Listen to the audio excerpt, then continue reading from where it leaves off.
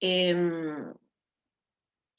entonces el supuesto de exogeneidad, que lo que sostiene, ¿no?, es el tema de la insesgadez de los coeficientes del modelo de regresión lineal clásico, que se apoya en justamente suponer que la esperanza de las perturbaciones es igual a 0.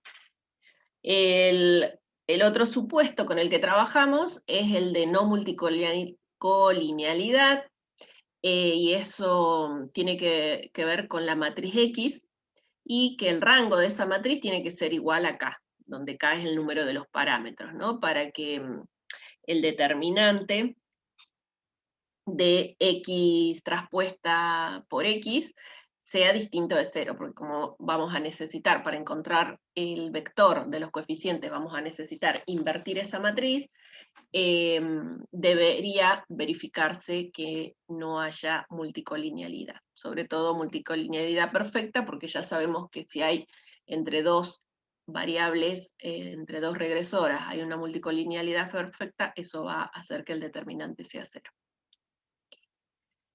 El otro supuesto es el de no autocorrelación, y este lo que sostiene es que las perturbaciones asociadas a dos observaciones distintas tienen que tener covarianza igual a 0. Y por último tenemos el supuesto de heterocedasticidad, donde la afirmación es que la varianza de las perturbaciones es constante, igual a un valor que le llamamos sigma cuadrado. Estos dos últimos son los supuestos que se tienen que verificar para que nuestro vector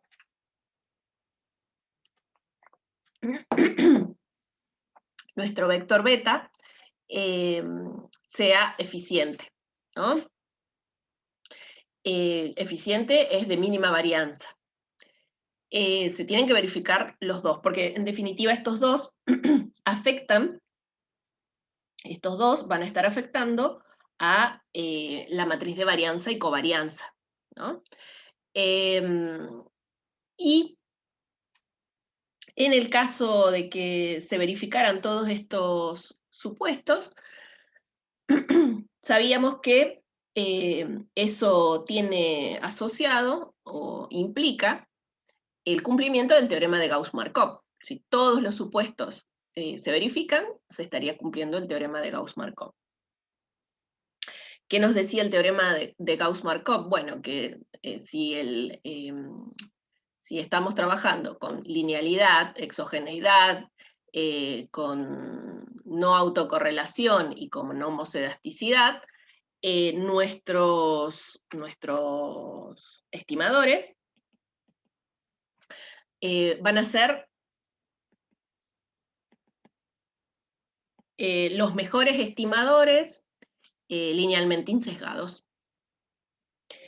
Y eso también significa que para el caso de la varianza de los estimadores, yo la puedo estimar a partir de hacer la varianza, donde acá la varianza estamos hablando de la varianza estimada de los U sub i estimados. Entonces la varianza de los coeficientes puede calcularse como la varianza residual por la inversa de X traspuesta X. Y ese va a ser va a ser un estimador insesgado de la varianza, la verdadera varianza de los estimadores beta. ¿Sí? Bien, pero bueno, entonces, en la clase de hoy lo que vamos a ver es, por un lado, un poco la naturaleza del problema de heterocedasticidad y cómo podemos lidiar, o por lo menos plantear una estrategia para lidiar con ese problema, ¿no? Para el problema de la heterosedasticidad. Bien. Bueno, entonces, acá tenemos una situación típica de un problema con heterosedasticidad, qué sé yo, en el eje horizontal podríamos tener, por ejemplo, el ingreso, y en el eje vertical, por ejemplo, podríamos tener el gasto en bienes tecnológicos, ¿no? Qué sé yo, celulares, computadoras, no sé, iPad, lo que sea, bienes tecnológicos. Y bueno, ¿qué es lo que nos muestra el gráfico? Y bueno, mientras mayor sea el ingreso de las familias, más gastan en bienes tecnológicos, lo cual no sería un gran descubrimiento.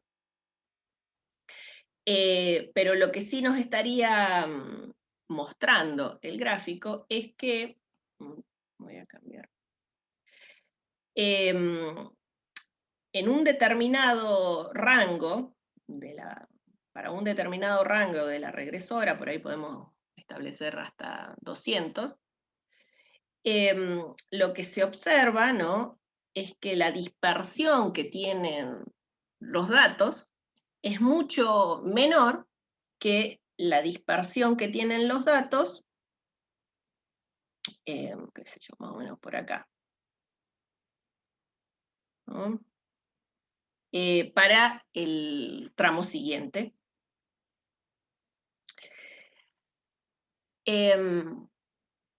Y esto puede ocurrir por muchas razones. Bueno, acá en el caso del el ejemplo, tiene que ver con el hecho de que, bueno, a medida que aumentan los ingresos, hay más ingresos discrecional, acá falta. A medida que aumentan los ingresos, hay más ingreso discrecional a disposición de las familias. Esto quiere decir que, bueno, las familias tienen mayores posibilidades para decidir cómo usar su ingreso. Las que tienen menos ingresos están justamente encorsetadas por esta situación, y entonces su esquema de gasto se ve limitado. Otras razones por las cuales puede plantearse una situación como la que vemos en la gráfica tiene que ver, por ejemplo, con modelos de aprendizaje de los errores a medida que transcurre el tiempo, ¿no? Porque, bueno, en la medida que las personas aprenden, disminuyen sus errores en el comportamiento, ¿sí? Si hacemos un análisis por ahí de largo plazo, el comportamiento de las personas tiende a estabilizarse, ¿no?, porque aprende de sus errores, y bueno, entonces hay menor dispersión en las respuestas ante un determinado fenómeno o una determinada influencia. ¿Qué otras causas pueden llevar a que se presente esta estructura o este comportamiento de los datos? Por ejemplo, que a medida que las técnicas de recolección de los datos van mejorando, también puede ser que la varianza se vaya reduciendo, ¿no? Y en estos dos casos que mencioné,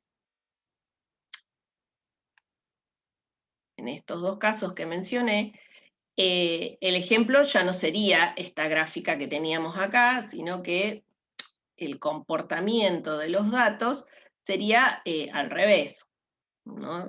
Tendríamos los puntos planteados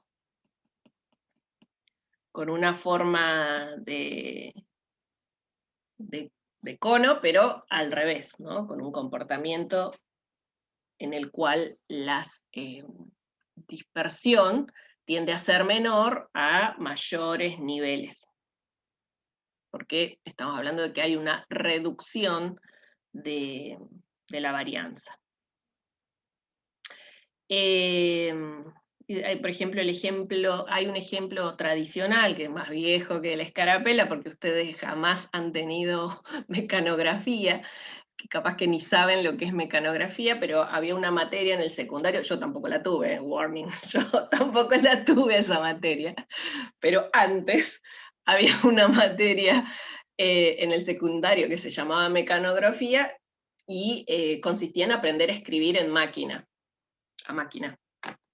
Entonces, por ejemplo, el relevamiento, si vos haces el relevamiento de los errores, estás analizando los errores que se cometen al tipear a lo largo del tiempo, y entonces al principio vas a tener mayor dispersión que a medida que el alumno, el estudiante se hace, mejor dicho, adquiere la habilidad de escribir a máquinas, ¿no?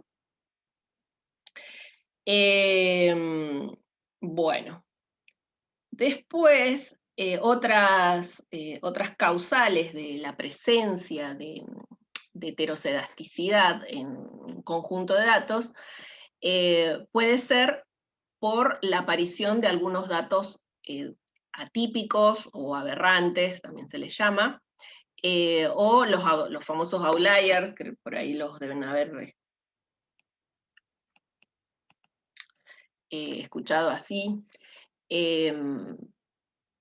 Sobre todo puede ocurrir o sea, estos datos raros y atípicos, sobre todo generan problemas cuando estamos frente a muestras pequeñas, ¿sí?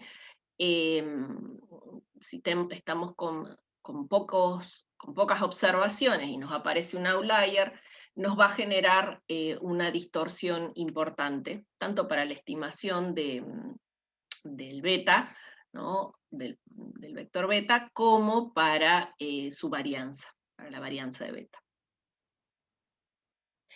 ¿Qué otra cuestión? Bueno, errores de especificación del modelo. ¿Sí? Ustedes, si por ejemplo tenemos un modelo cuyo su verdadera expresión sería en función beta 1, en función de beta 2 por x2, más beta 3 por x3, más u sub i. Si yo omito, ¿no? alguna variable relevante, por ejemplo, no incluyo a x3 en el modelo, eso puede reflejarse, ese problema de especificación en el modelo, puede quedar reflejado en el comportamiento de los residuos, ¿sí? Puede darme la impresión de que tengo un problema de heterocedasticidad cuando en realidad hay por detrás un problema de error de especificación del modelo. Bueno, más adelante posiblemente podamos ver un poquito más sobre esta otra situación, que también es un supuesto, ¿no? Ahí subyacente el tema de que estamos trabajando con un modelo que es correctamente especificado bajo el método de los mínimos cuadrados ordinarios. Habíamos dicho que, bueno, hay un supuesto ahí subyacente de que has planteado el modelo adecuado. Bueno, y otra fuente de heterocedasticidad también es la asimetría que puede haber dentro de una distribución. En realidad, dentro de la distribución de una o más, acá está faltando regresoras, incluidas en el modelo. Entonces, corregir por ahí la simetría, tal vez con una transformación, posiblemente nos resuelva el problema de heterocedasticidad, ¿sí? Entonces, también la asimetría puede estar generando que la varianza de los betas, ¿no? del vector beta, no sea homocedástica. Lo mismo que puede ocurrir con algunas transformaciones desacertadas, de pronto forzamos qué sé yo, un modelo log lineal versus un modelo lineal, ¿no? Y estamos induciendo o generando un problema de heterocedasticidad. Básicamente esas serían las fuentes, ¿no?, posibles de la heterocedasticidad. Bueno, y otra cosa que no es una fuente de heterocedasticidad, pero sí es una nota a tener en cuenta respecto al problema, es que, como habíamos dicho en otro momento, la heterocedasticidad es una situación propia de los datos de tipo transversales, lo cual no quita que en datos lineales, seriales, no se vayan a observar, también podrían observarse. Pero es un problema más bien típico de los datos transversales. Bueno, ¿cuáles son las consecuencias de la heterocedasticidad? Primero, el beta sigue siendo lineal e insesgado. ¿Sí? Esta es una buena pregunta para el cuestionario, ¿no? ¿Por qué es que decimos que el beta sigue siendo insesgado?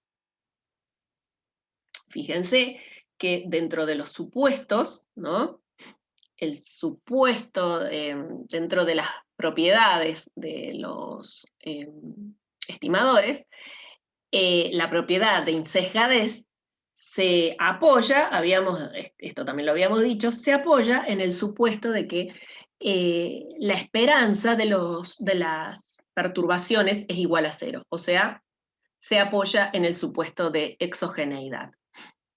Entonces, como ese supuesto no lo estamos tocando, yo no tengo por qué tener sospechas de que mi vector beta calculado bajo heterocedasticidad sea insesgado, ¿sí? Sea sesgado.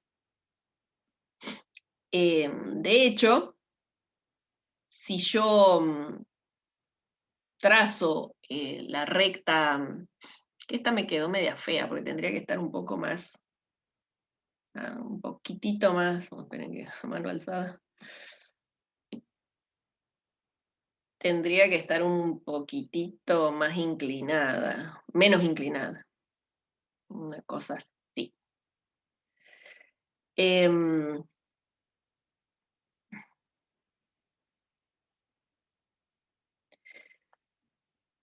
Entonces, la recta, o sea, la posición la posición central de la recta, no se va a modificar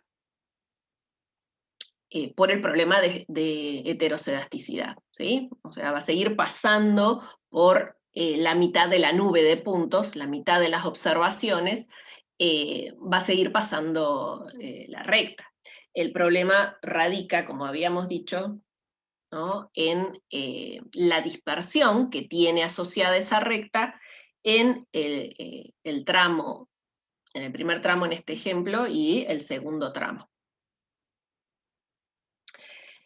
Entonces, aún bajo heterocedasticidad, si yo tiro un modelo de mínimos cuadrados ordinarios, el beta resultante va a seguir siendo insesgado, ¿sí? El beta que obtenga con heterocedasticidad bajo el método de mínimos cuadrados ordinarios sigue siendo insesgado. Pero ahora el teorema de Gauss-Markov ya no va a ser más válido, porque nosotros, para que el teorema de Gauss-Markov sea válido, sí o sí, linealidad, insesgadez, homocelasticidad y no autocorrelación, ¿sí? Entonces, si no se está verificando la heterocelasticidad, bueno, teorema de Gauss-Markov ya no va a ser válido. Y en particular, eso implica que ese estimador que habíamos dicho que era un buen estimador de la verdadera varianza de los betas ya no lo va a ser. ¿Por qué? Porque ahora va a ser sesgado, ¿sí? Ahora va a tener un sesgo, y ese sesgo va a invalidar las pruebas que nosotros utilizamos, tanto de t para cada uno de los coeficientes, como la prueba F general del modelo, ¿sí?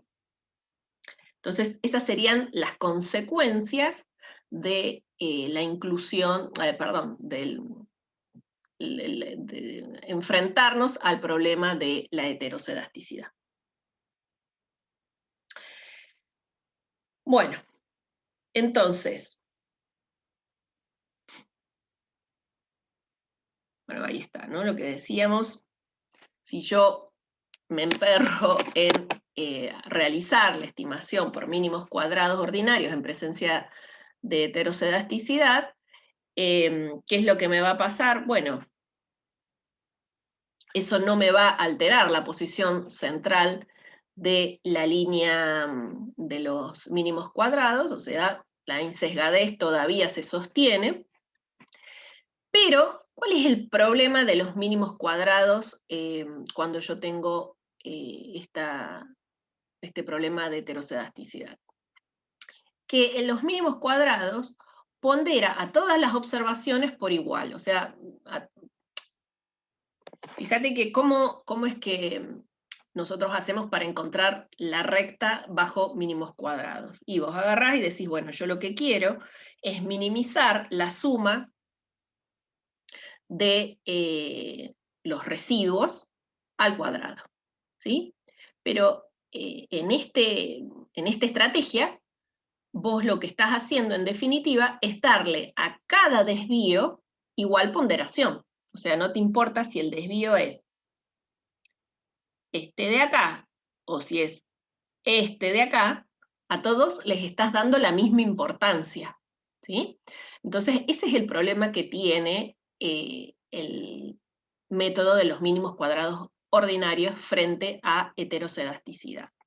Que vos le estás asignando la misma importancia a, por ejemplo, este desvío que este desvío, ¿sí?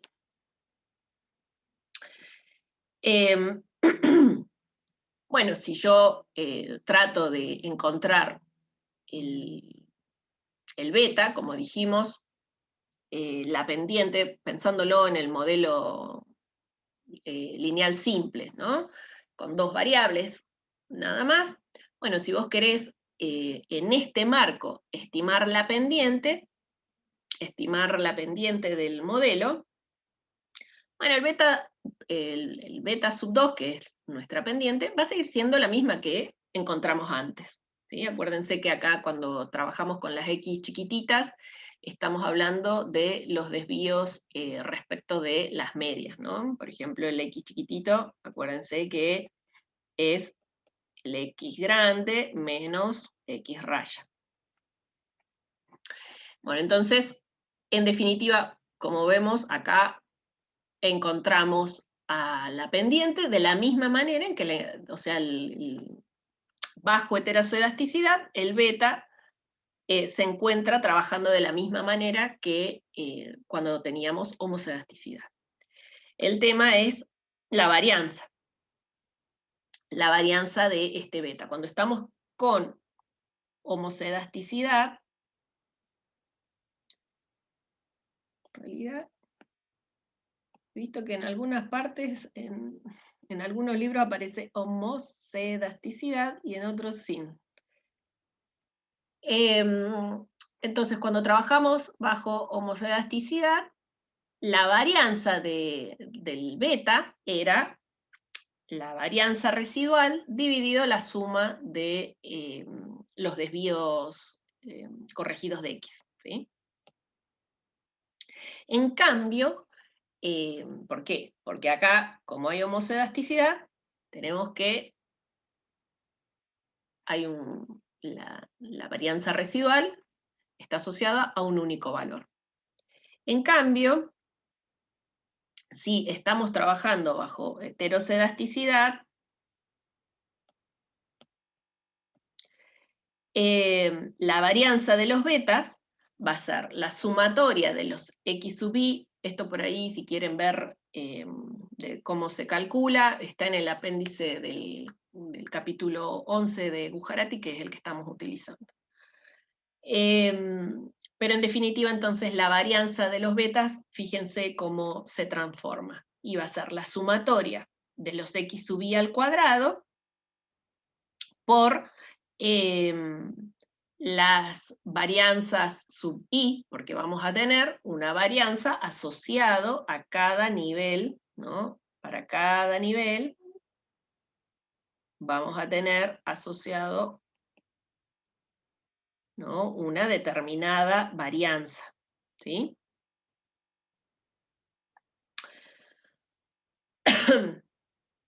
Bien, entonces nos cambia la varianza de las observaciones, ahora va a ser diferente bajo el supuesto de que no se cumple la homocedasticidad. Bueno, ¿cómo? Bueno, ya dijimos que esto no va a ser insesgado. Este estimador, perdón, va a ser sesgado.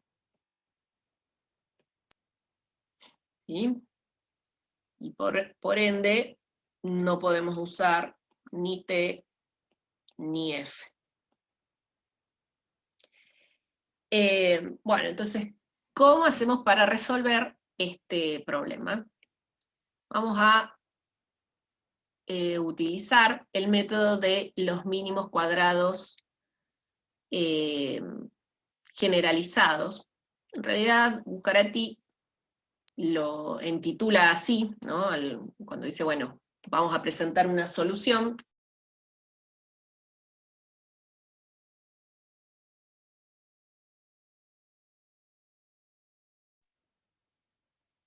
Tenemos problemas, tenemos esa heterocedasticidad en la conexión.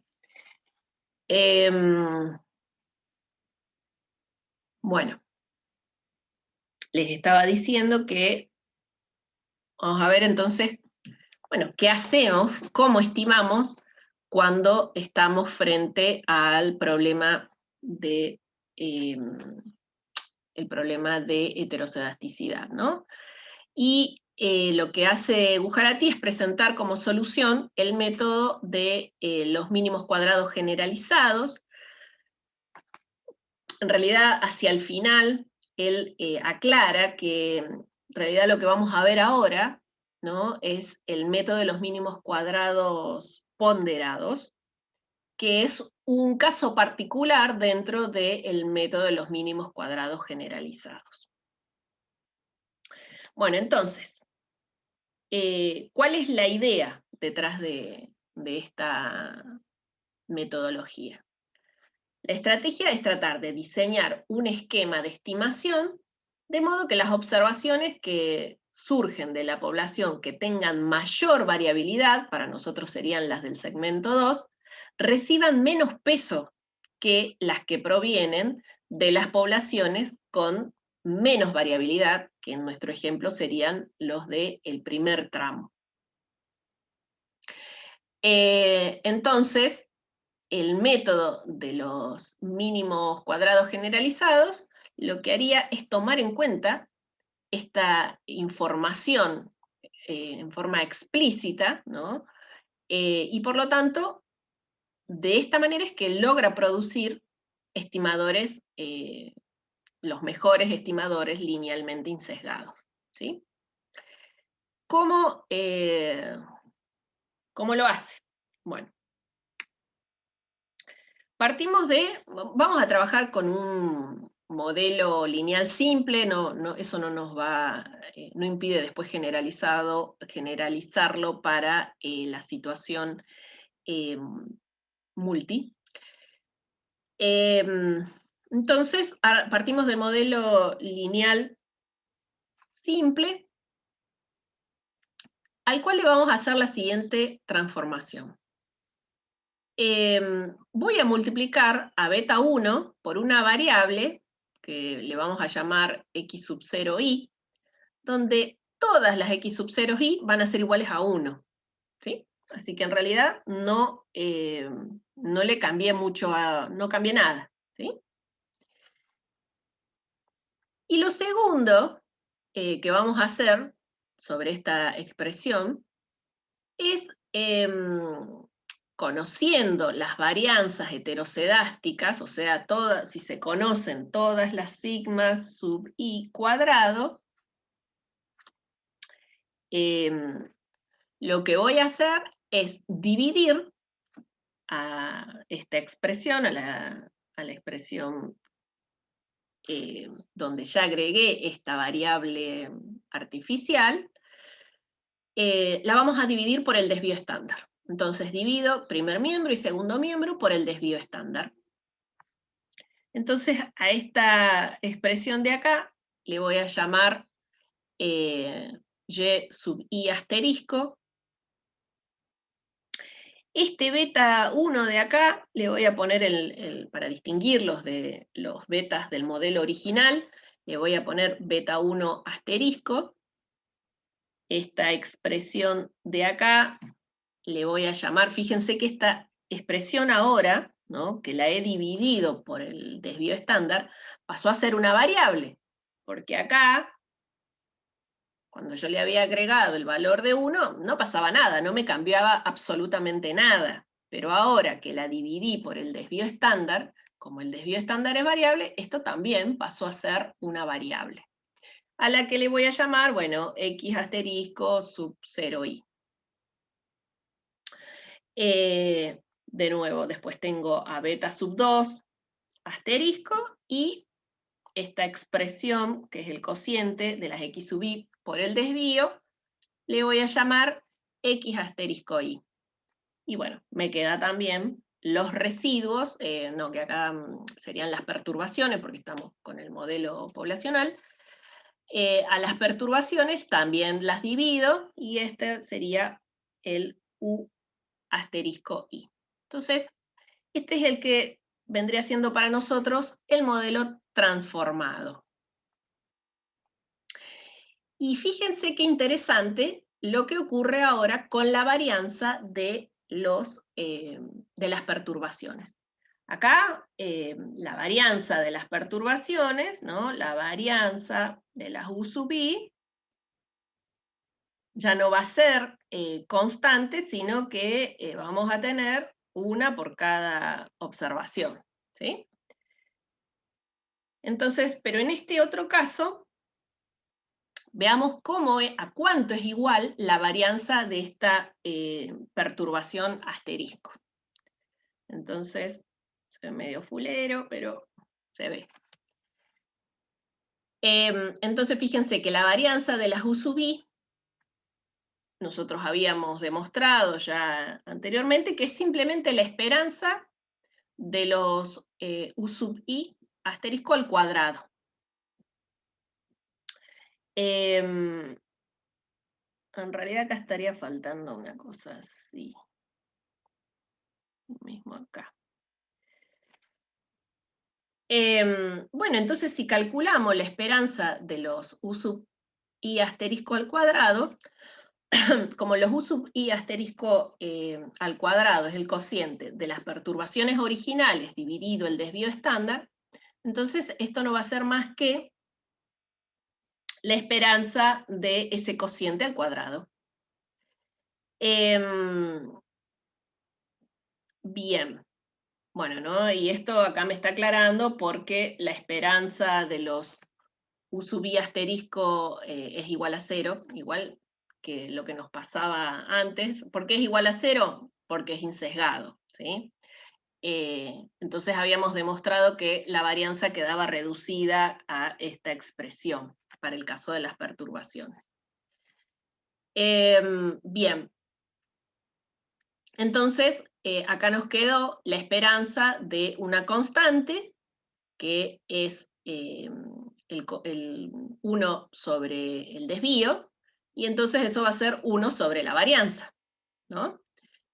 eso para mí es una constante, y solo me quedaría calcular la esperanza de las U sub i al cuadrado.